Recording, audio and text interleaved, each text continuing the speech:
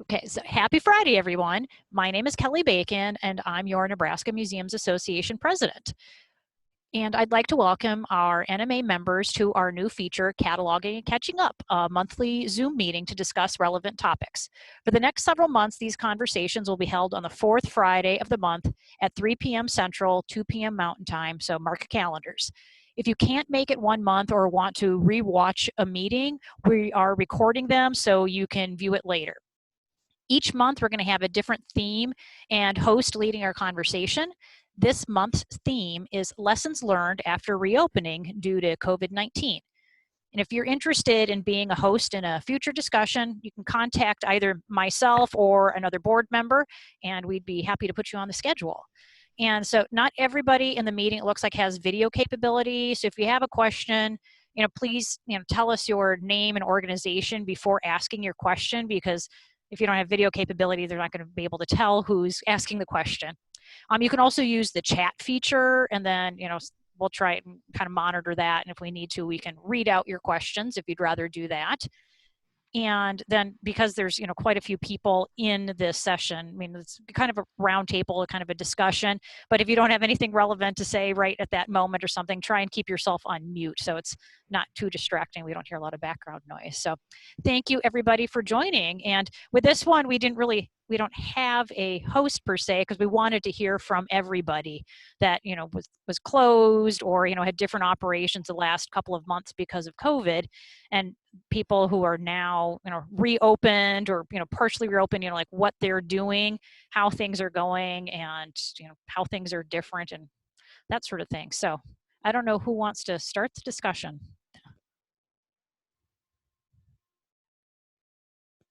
Don't everybody jump at once.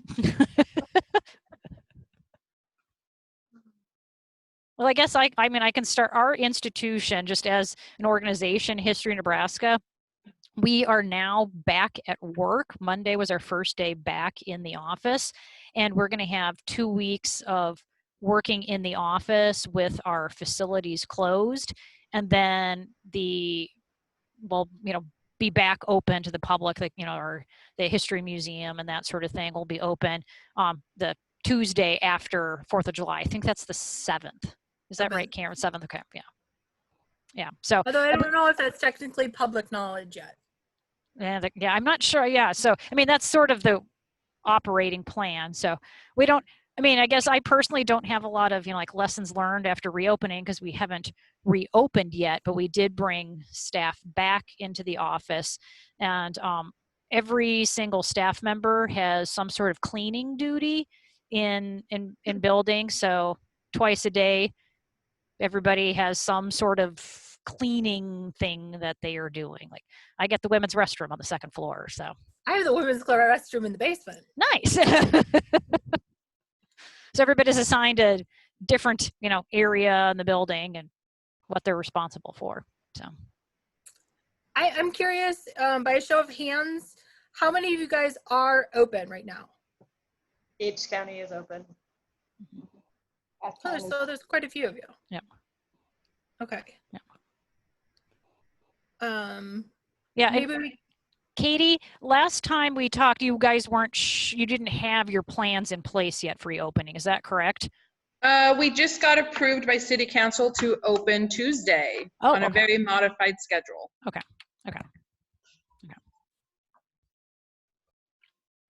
Sorry, Karen, I think I interrupted you. You're going to say something? Okay.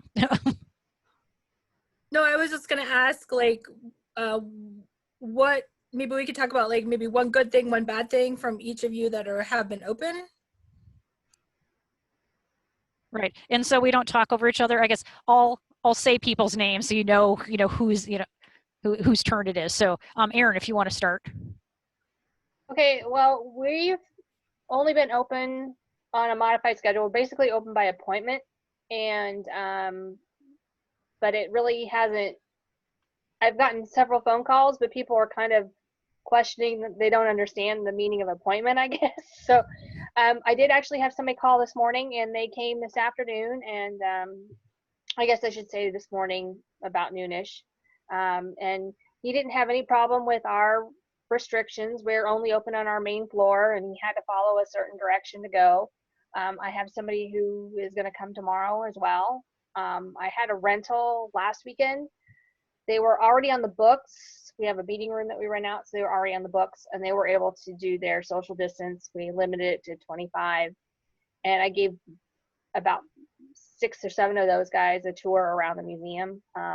But we really haven't had a whole lot of actual visitors, people wanting to come. And right now we don't have any plans to fully open yet. We're not going to go back to our regular hours. So right now it's still by appointment only. So. Yep. Libby, how about you? Well, we've been open since June 1, and on by time ticketing and stuff like that. It's our biggest issue right now is getting people to bring their tickets. We've also instituted a thing with they have to have their membership card and they have to have a photo ID.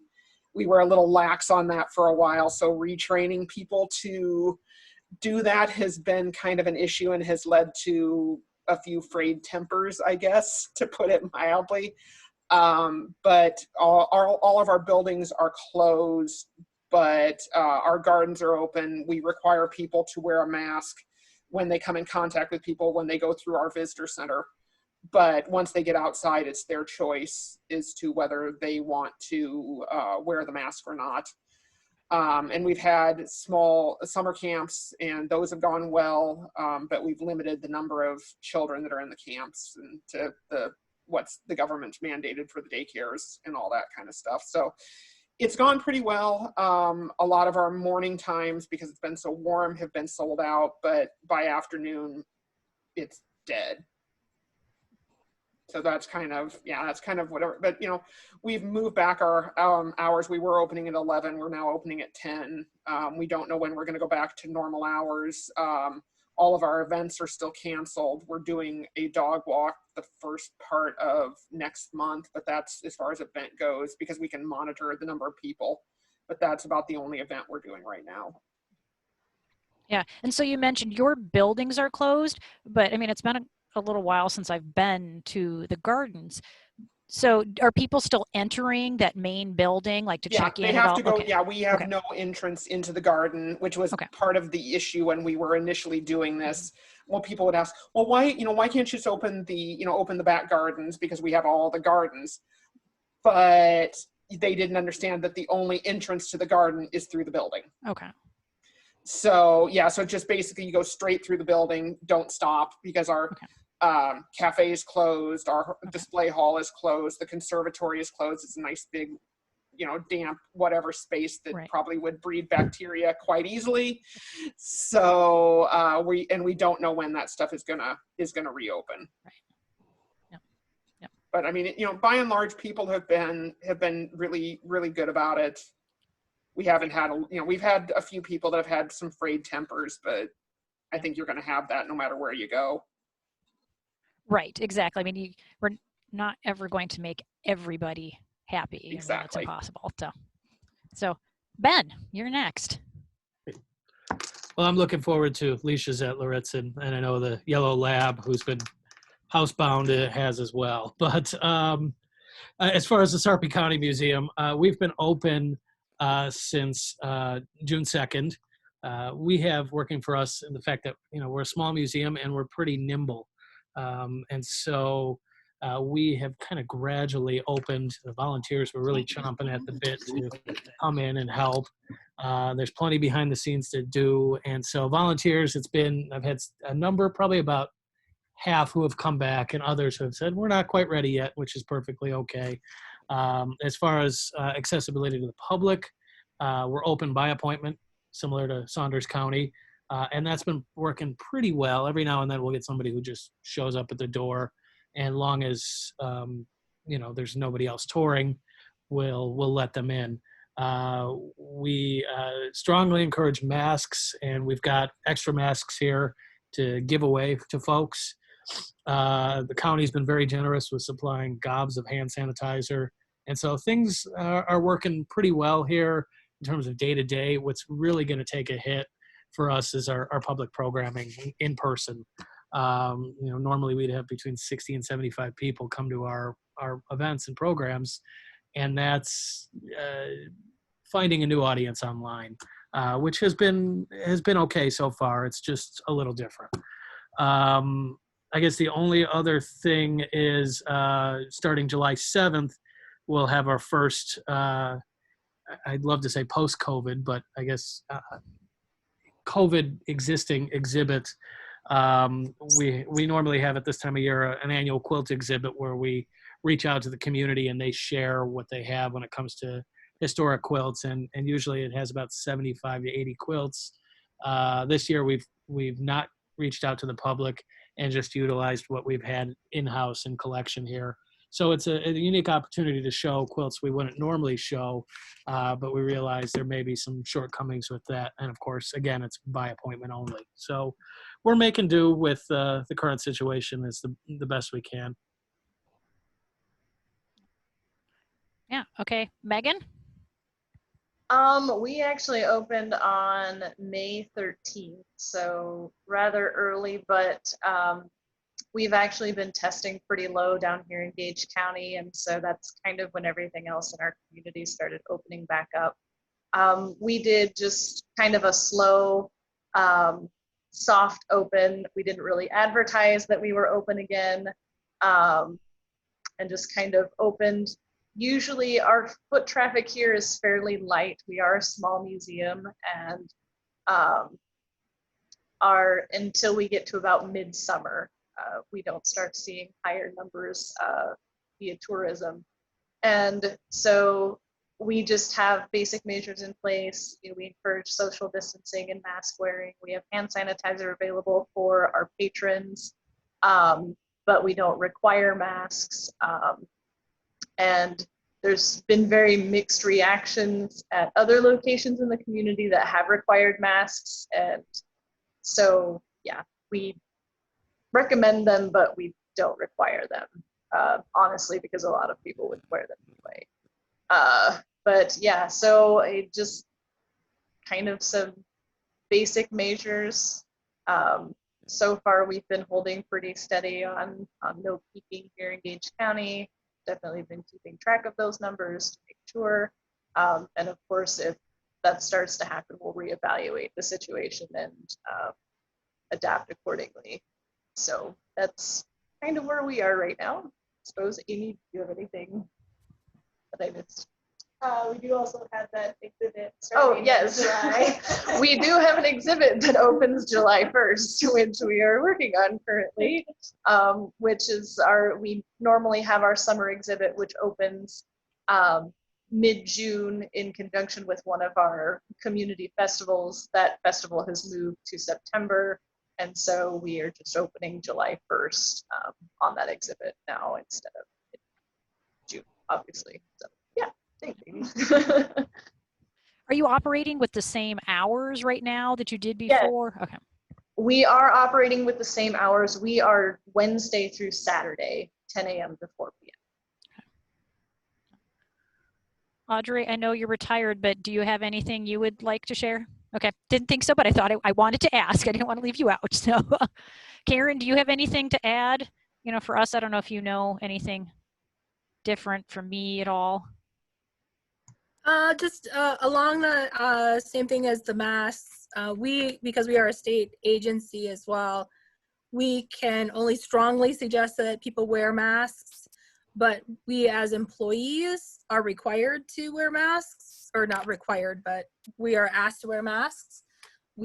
Our marketing team actually created masks for us,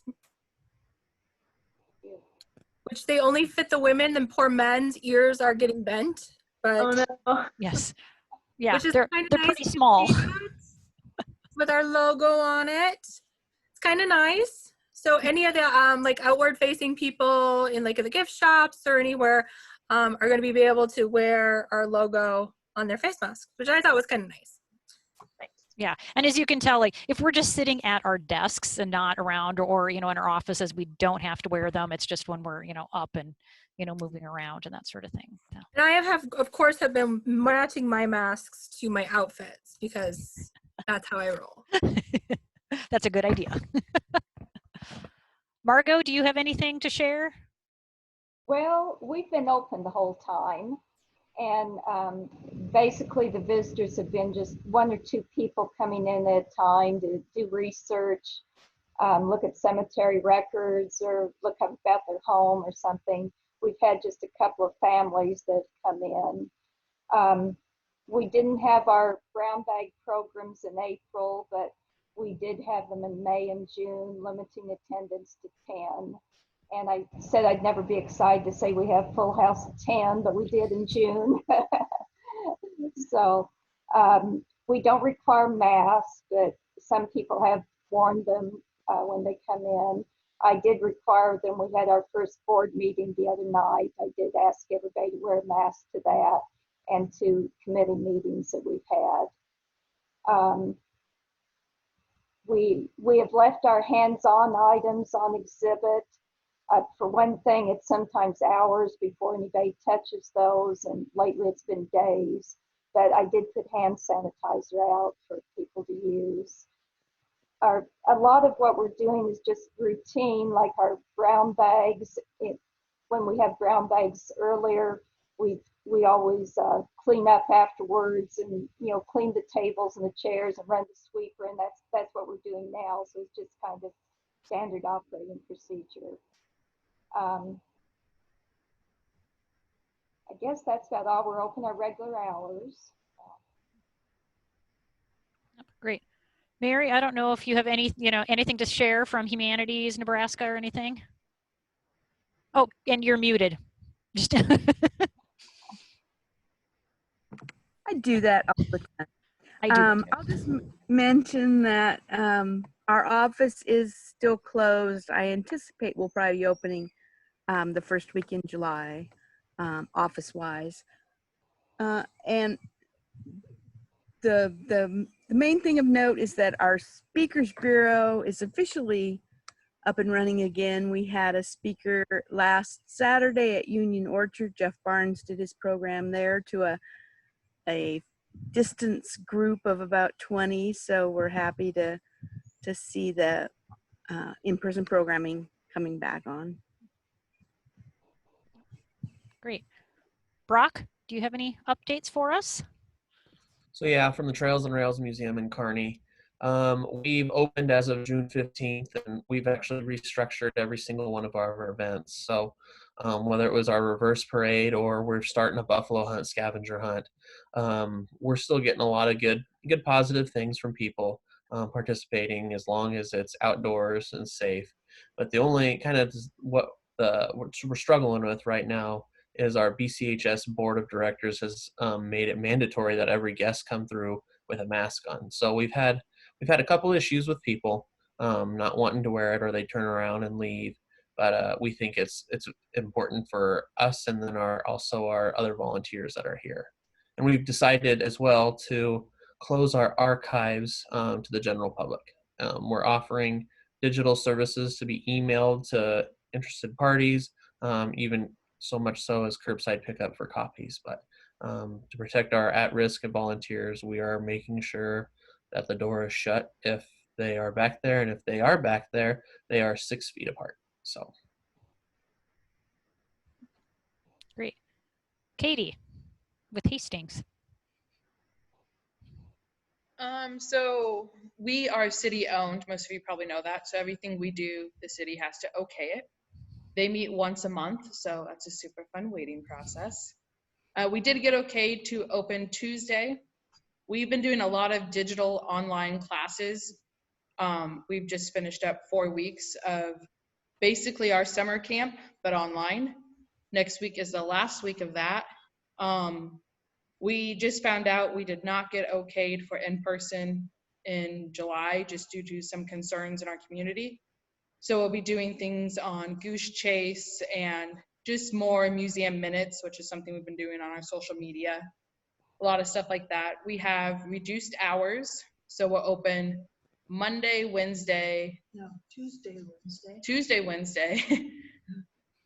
Thursday, Friday, Saturday, Sunday, with 2 all-staff cleaning times. So we clean in the morning before anyone gets there, and then we clean again about 1 o'clock, again, all staff. Any touchable thing that wasn't needed or we can't properly clean, we took off display. We made a bunch of funny signs around the museum, like social distance like the man, and then we play off the Kool-Aid man, or you need to be 2 wagon wheels apart, just so it's not like we're lecturing them, like, do this. Because our community is one, it's either you wear a mask all the time or the whole thing is a government plot. There's not much safe middle ground. So we're strongly encouraging and trying to make it a fun thing. It is required for staff, or strongly required, like one of those, we can't mandate it, but it's required thing. When we're in public spaces to wear a mask. So we'll see. We're very excited. A lot of our town opened up about mid-June, so we've been getting daily phone calls when we are opening. So hopefully they come in. Yeah. Lynn, you're also retired, so I don't know if you have anything you want to share, but feel free if you do.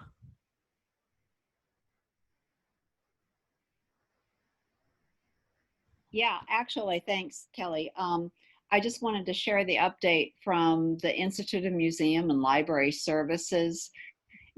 Some of you who were on a call previously know that IMLS, the Library of Congress, and Battelle were involved in an ongoing research project about the longevity of the virus on archival and library materials. And they've just completed the first chunk of that and basically have concluded that after a 3-day period, regardless of the type of material, whether it's paper, a DVD, whatever, hardcover book, magazine, newspaper, that there's essentially no virus that can be seen after a 3-day period. So they're basically encouraging museums and libraries, if they are allowing public access to those sorts of materials, just to do sort of a holding pattern thing, particularly for circulating libraries. So that's, good news in a way, because if they were discovering something contrary to that, that would have huge implications for allowing access to collections materials. So there's going to be more sophisticated study continuing, and you can get more details at imls.gov. That's great to know. Yeah. Actually, one other just side note, personal side note, since Mary was on the call, Jane Hood, who was formerly the director for Humanities Nebraska, had a bad fall and broke her arm and had to get it pinned together and is in the hospital and stuff. So good news is she doesn't have COVID, but bad news is she took sort of a spill. So if you want to send it, any of those of you who knew her, if you want to send out, creative juju, I'm sure it would be appreciated.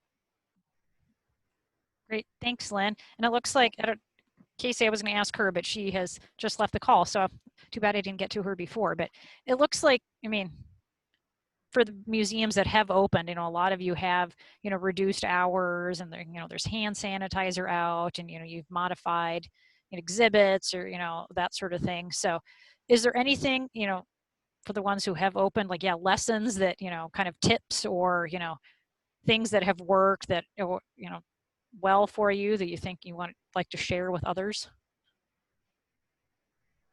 I don't have a tip, but I have a question for some of the others about maybe some of the events, and people have mentioned some of the events that they've had and they've changed it up. I'm just kind of curious is how those have been going. June is usually when we hold our big fundraiser, which is a barbecue. And at first we weren't going to hold it, but then we talked to the gentleman who does our meat for us, and we kind of threw together a drive-through barbecue. People had to order their tickets online, and we just boxed all the meals up and gave it. We actually did better this year than we did last year. So I'm just curious how some of your if your events, obviously some things might be down, but have you been surprised at some of the events? A couple of you mentioned your summer programs. I actually don't have any summer programs, but I'm wondering how they went or how they've been going. Same response, down, up, how are those events, working out for you, especially going online and that sort of thing? Yeah, go ahead, Brock. So yeah, like we typically have our Wagons West Festival. It's a free event. It's kind of one of our big things that we donate back to the community, and we were just unable to do it this year. And so typically people would be able to go out onto the property and make all these little crafts in the various buildings that we have on site. Unable to do so because of COVID. But we ended up having close to 300 some odd people come through our drive-through reverse parade. And that was pretty cool. They got a bunch of little souvenir baggies. It was great PR for us. The radio station, local radio station, the Kearney Hub had done a little story for it. So that was good. But in regards to fundraising, we had our Buffalo County Stampede half marathon, 10K and 5K. And so we weren't real sure for the longest time what we were going to do, but we ended up deciding to make it a virtual race. And so I will say our numbers were up 100 compared to last year. So we made a kind of a goal for all of our runners to try to get all 50 states represented in our virtual race. Didn't quite get there, but we got 44 and a couple other countries. So I would say it was a very successful event. So it just kind of shows that people are still wanting to be involved with the nonprofit world or museum world, but they're just maybe not sure how, or the idea of maybe some safe spaces are coming into question. But then you get some people that are not wanting to wear masks and then turn around because they just don't want to. Yeah, well, Brock, it sounds like with that half marathon, 10K, 5K, like in the future, it sounds like, yeah, great. You want to have it in person, but give the option for people to do, a virtual race wherever you are. Because, yeah, I mean, it seems like you could do that, hopefully in combination in future years, and it'll be, benefit you then. That is our plan, and we're going to probably offer some additional swag for those that choose to do the virtual race because they don't get the full-on experience, but they still need to be a part of the Stampede race that's going on. Yeah, I must say on a personal note, I've done a couple of virtual 5Ks, and I think, well, this is kind of silly. I'm just running in my neighborhood like I normally would, but I'm like, that's not the point. I'm supporting whatever, charity it is that the race is for. So, yep, I get it. Yeah. Anybody else? Oh, not racing, but okay, Margot. I just wanted to mention we haven't had any fundraisers this spring or summer, but people have been most generous financially. Our fiscal year ends next Tuesday, and we're almost exactly where we were last year. We have twice as many donations. As I said, people have come in to work on genealogy, and they make donations, and then we've helped a lot of people on email, and they have made generous donations. So, financially, and people have increased their membership. So we're doing real well on that. And our big fundraiser is in the fall when we have a pie sale in conjunction with the Harvest Festival. And they canceled the Harvest Festival. So we were wondering what to do instead of the pie sale. But we had a meeting today, and we decided to go ahead and have the pie sale, but people would have to call in advance and order, and we'd only sell the pies whole. So I'll let you know in the fall how that goes. But. Yeah. Has anybody else benefited from everybody's COVID cleaning with donations, like artifact donations? Yeah, yes, we've had a few things donated. Yeah, I seem to have gotten an uptick of photos and manuscript collections, and not always things I wanted, but yeah. Like, I've been doing my COVID cleaning and I found these unidentified photos. Just wondering if that's happening to other people too. Right, yeah.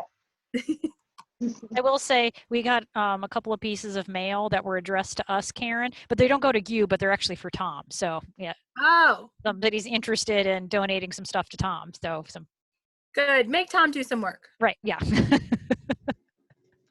There was an op-ed that Trevor wrote that was in the World Herald.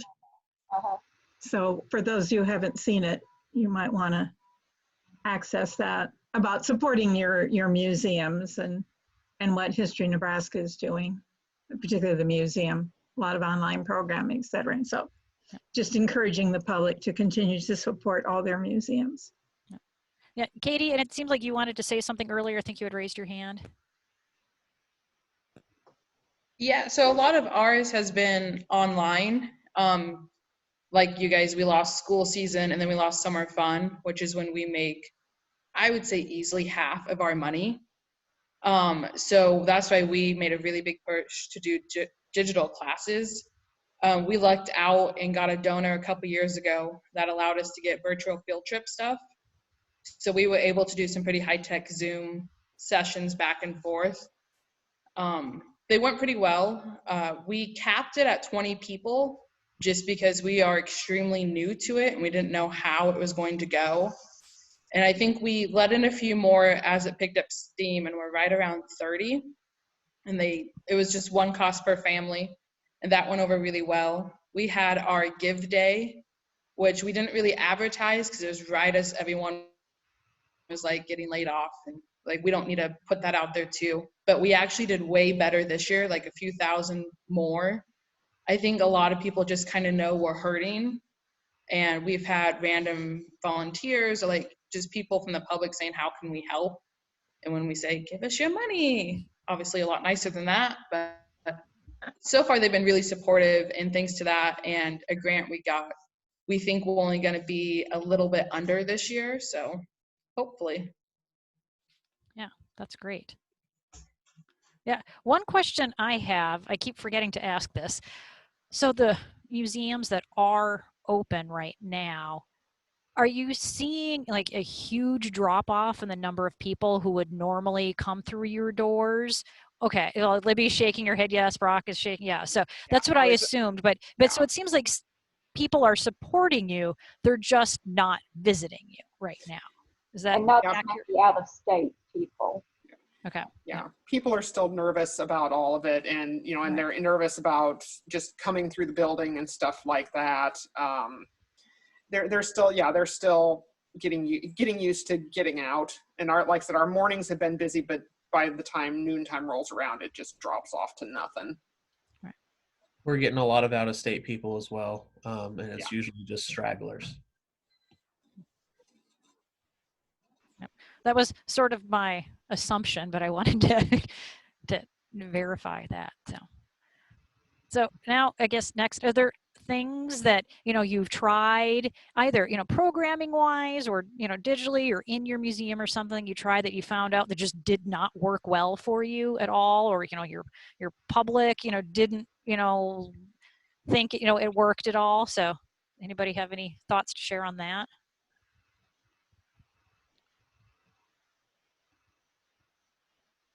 Oh, okay. Yeah, go ahead, Brock. Yep.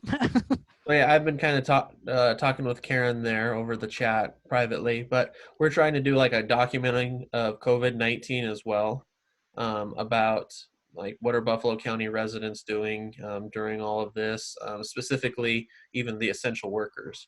And we really have not gotten any of these stories, and we're offering to even put them in our Buffalo Tales, our newsletter, our bi-monthly publication. So that's just one thing that we're trying to reevaluate, how to come up with a different plan of attack. So that's just one area that we're not successful in at this point in time, but that we're not giving up on it quite yet. Yeah, I know we have an initiative to collect material related to COVID-19 and staying home and all that. Does anybody else have specific sort of initiatives to do that? So okay, so Katie, I see you're shaking your head yes. So are you getting material at all?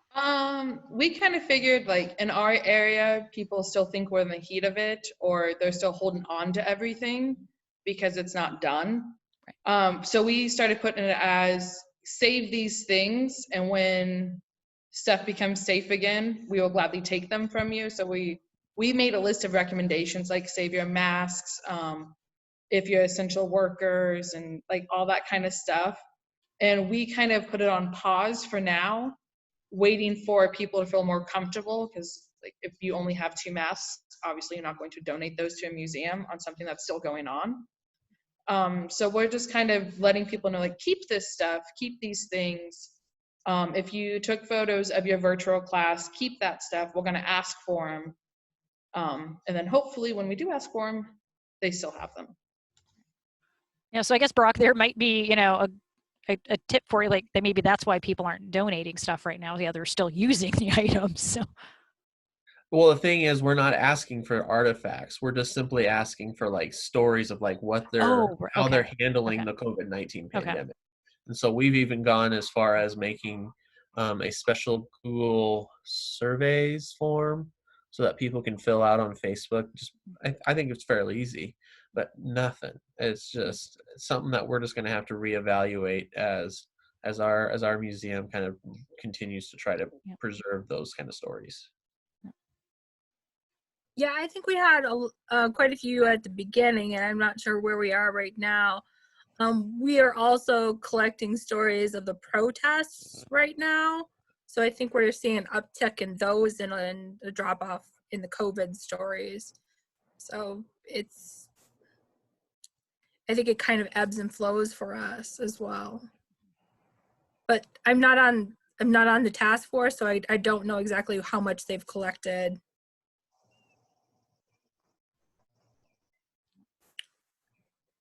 But it's our first foray right into like active collecting. They've done a really good job of just going out into the communities and working with schools and working with Chamber of Commerce and businesses and saying, hey, we like your sign, can we have it? Or hey, we like your t-shirt, can we have it?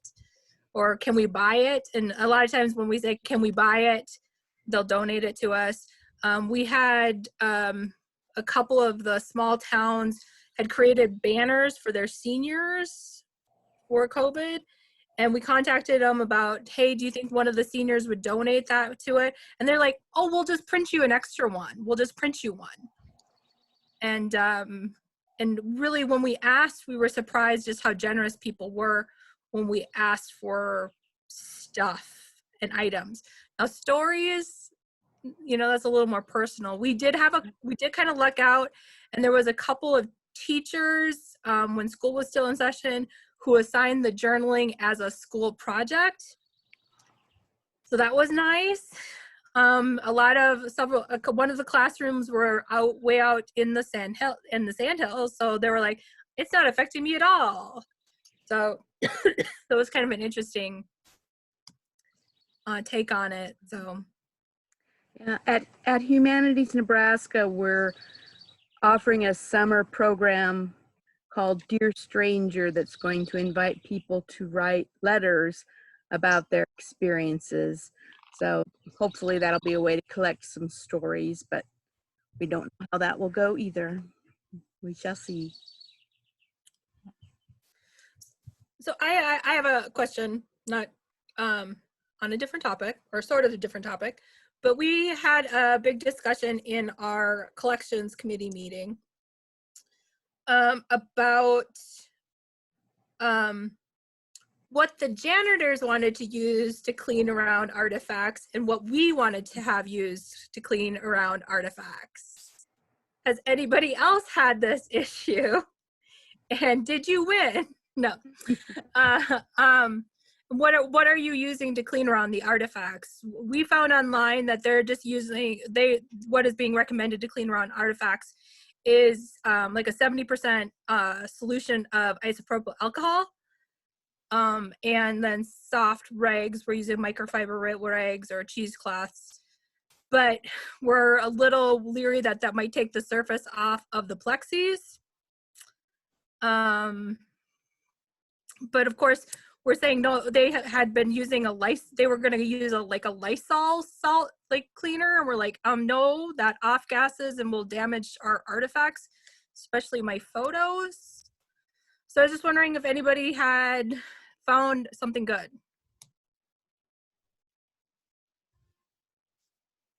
No?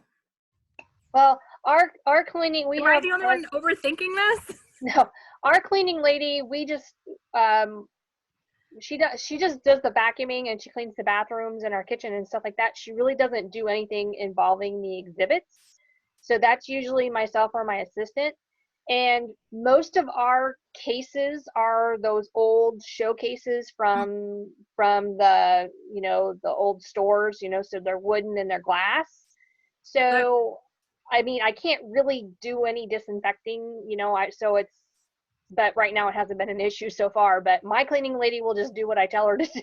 You know, if I say don't go near that, she doesn't go near that. So We're in charge of our own cleaning, so we don't have to argue with anyone. We just choose what we want to use. Okay. What are you using, Megan? We're kind of in the same boat as Saunders County, where with our exhibit cases, we really don't have anything that's exposed, and we really don't have any plexiglass either. It's all still glass. So like with our like surfaces that are frequently touched,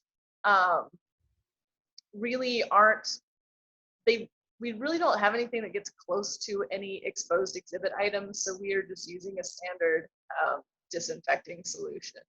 We aren't using anything special, just with the nature of how our exhibits are set up still as they were in 1974 when we opened the museum. We haven't really run across that issue because everything is enclosed.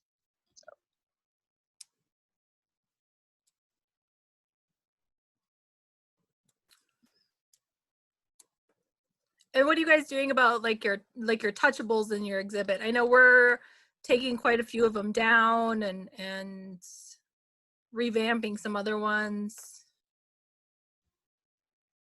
We're doing a similar thing. We kind of walked around. Of course, we spent the last year making everything touchable. And so now we're taking it all down. And we're kind of debating, like if it's something we're okay with just replacing, like we have replica skulls around and we're like, you know what, we'll just replace it if it gets damaged.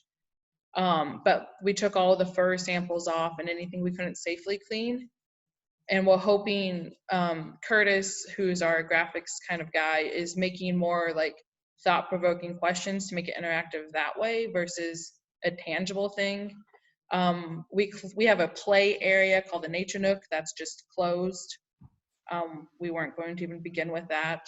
Our cabin, we took all the interactives out of. They can play in the structure, but nothing's going to be there. Same with our teepee. We are erring on the side of caution. So if we can't easily use quat, or collections is using this horse cleaner something. Apparently you buy it at Orscheln's, that's as much as I know, and it does something with horses. They've been using that and basically told everyone else not to touch certain things. So we don't. And then we're hoping like the rest, there won't be much damage or hopefully isn't touched. There was a few things we were really concerned about. So we put sanctions around it to like a temporary box to hopefully keep people out, but we know how that goes. We'll see. Oh, I just finished it last night. It's good. A lot of the nails. There, I muted Margot for a second. Anybody have anything else on that? No, that was really interesting, Katie. They get very, thought-provoking. I mean, you really have to think about, your museum and your exhibits in a completely different way, in the sense of we don't want people touching anything, which is, I mean, sometimes a lot of what we're thinking we don't want people to touch up, and there's certain things we definitely want people to interact with and touch. So yeah, I spent like a year building an exhibit, a photo exhibit, so that it wouldn't be flat, and now it's got to go back to being flat because you have to remove all the touchables. That's okay.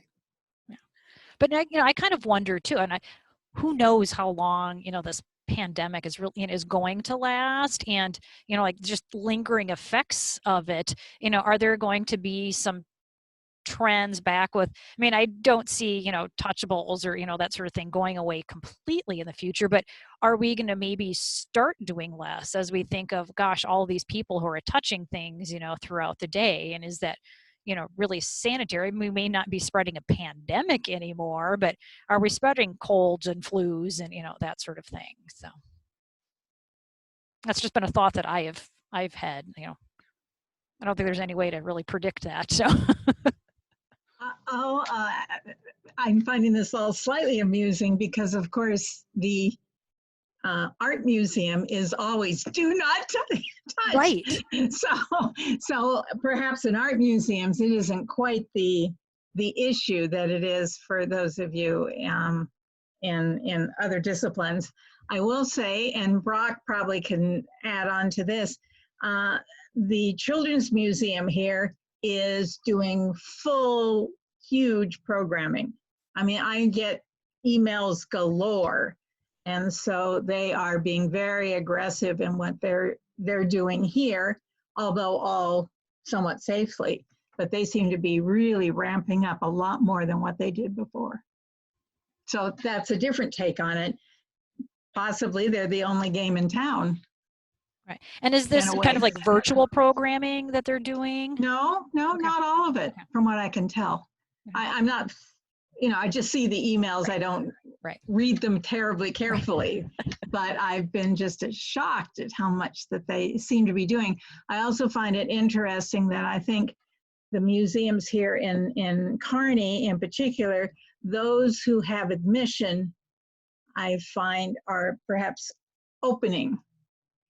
The classic car collection, the Archway, the Children's Museum, Trails and Rails, getting to the point of opening, whereas those museums that are free, it's not a revenue stream. So I don't know if there's a correlation there or not, but clearly if your budget is already taking a hit, if you can safely try to counter that, Audrey, presumably is Museum of Nebraska Art open? Do you know?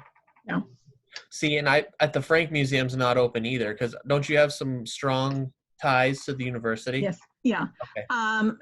The email just came through a few days ago that right now they're on skeletal staff at the university. Now, I don't know if it's the same at UNL or what it is at UNO, but everyone, the staff is to be back on campus starting July 1st. So next Wednesday, business as usual, although they all have to wear masks if there's more than, I can't remember what it is, like more than 6 people in a room. If you're working in a lab by yourself, you don't have to wear a mask, kind of thing. So certainly all the buildings will continue to be locked. So you just can't wander in. No one can just wander in. So it's incremental. That's what it seems like. I'm sorry that April's not on the call. I know she was out yesterday, the day before and yesterday. So I'm sure she's trying to catch up today because she would have a better sense of what the Frank Museum is doing, obviously. And she's been doing a lot of virtual stuff too. If you see on the Frank Museum's Facebook page, I think she's almost gone through the entire house. So she's done a pretty good job in trying to still show some sort of semblance of what the Frank Museum is, right. Despite having the new exhibit that they just opened too. Yeah, and she's been doing, I follow them on Instagram, and so I've seen, stuff that she's done on Instagram too, and taking people through the house and showing them, different things. So yeah, I mean, there are, ways that we can still, promote ourselves to the public. It's just maybe a little bit different, but not all of those things that we're doing now are bad. And, we can certainly, they're helping keep our names out there, and, they're good things to continue in the future too. I think that there's new tools in the arsenal going forward. Yes. I think through all of this, Zoom being one. Yeah. And I think she was pretty much working from home. So that was the other thing, is that a lot can be done. You don't have to be at the museum to do virtual programming for the people who are actually initiating it, Right. not just the participants. Yeah. Well, it is almost 4 o'clock right now. And I know like last time we kind of talked about the topic for next month. So I don't know if anybody has any ideas for next month. I was talking, I had somebody call me yesterday and they're like, I hear you're the president of anime now. I'm like, yep. And so, we had a conversation. He wasn't apparently able to make it today, but he really wants to make it next month. And we were talking about, and I want to bring this up because I don't want to just make this, presidential decision like this is going to be the topic. But he's gotten phone calls about how they're handling racial disparity issues, how they're, talking about how they, are representing minority populations and, what they're doing. And I thought that sounded like a very timely topic. And if we, have that, next month, is that, going to give people enough time to kind of collect thoughts on, what they would, want to talk about, or do people have something completely different they want to talk about?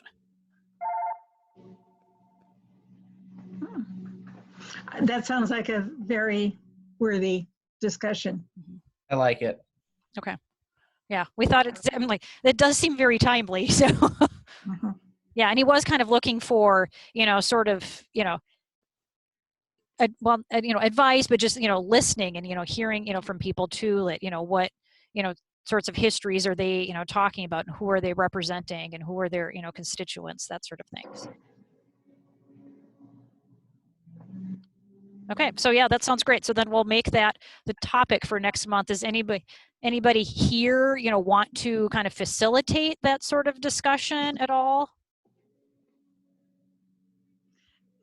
No, I don't. But I would suggest that maybe since the topic has been decided among us here, that maybe that could get on the website or an email to the membership pretty quickly so that people can start pulling their thoughts together. Right. Yeah. No, I think that's great. Karen, can you, not like you have to do it right now or anything, obviously, but. I'm still gonna finish my evaluate. Right. Yeah. Do that first. Yeah, definitely do that first. So like next week or something. Yeah. Yeah, because I think it'll be good for people to be able to kind of gather some, initial thoughts, and kind of what they want to say, and if you want to start making lists of, what you have done or plans you might have for the future or something like that. So.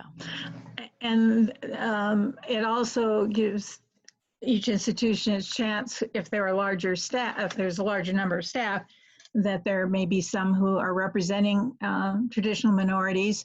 I know at Mona there are several who are not Native Americans. They're from other countries. And so a lot of those experiences are somewhat the same, not feeling apart, not understanding some of the colloquialisms, that sort of thing. Yep. So it's not quite as racially focused, right? But still not feeling like you're a visitor, right? Where you live now. Erin, yeah, did you hear the topic that we're going to talk about next month? You had stepped away. Just want to make sure that.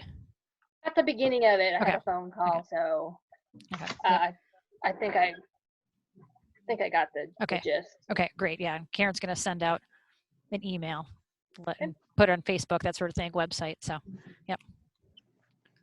No. So great. Yeah, we've made it an hour now. It's just about 4 o'clock, and so next week I will send this in the recording to Karen, so we can get that posted for people to view. So thank you everybody for participating, and I look forward to seeing everybody next month. It'll be, I think, a great discussion. So bye everybody and have a great weekend. Stay cool.